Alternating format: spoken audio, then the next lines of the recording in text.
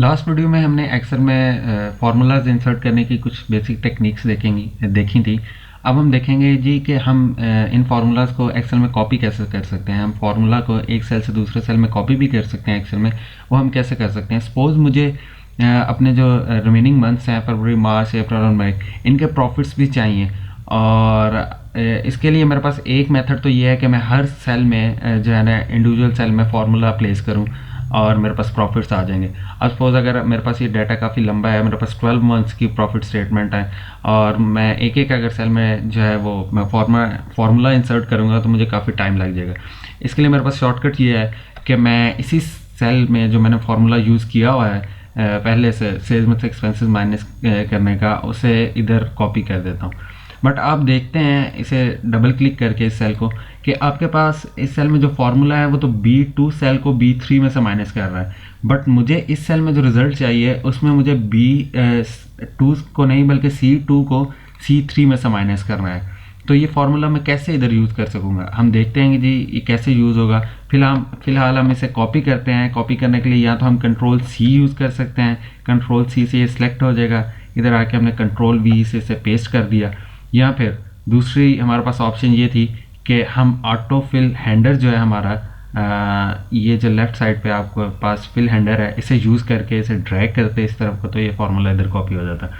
अब देखें जी आपके पास हमने ये फार्मूला जब कॉपी किया तो जो रिज़ल्ट आया है वो इसे डबल क्लिक करें ज़रा तो C2 में से C3 ही माइनस हो रहा है।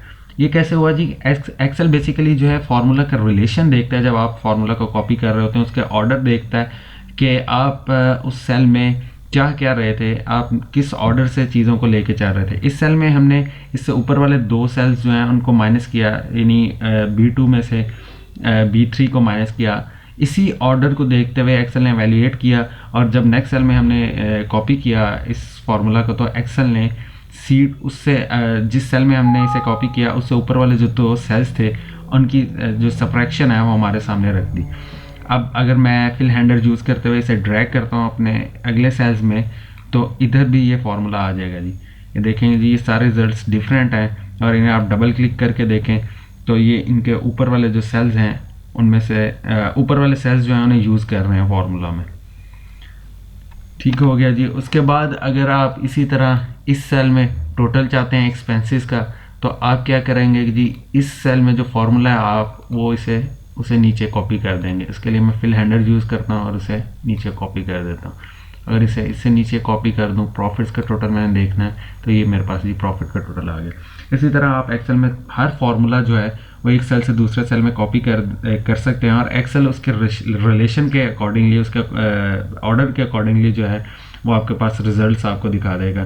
आपका वो जो सेल में से फार्मूला दूसरे सेल में कॉपी होगा वो एज इट इज़ कॉपी नहीं होगा बल्कि उसके ऑर्डर के अकॉर्डिंगली एक्सेल उसे एवेल्यूएट करेगा और आपका डिज़ायर्ड जो रिज़ल्ट है वो आपके पास आ जाएगा।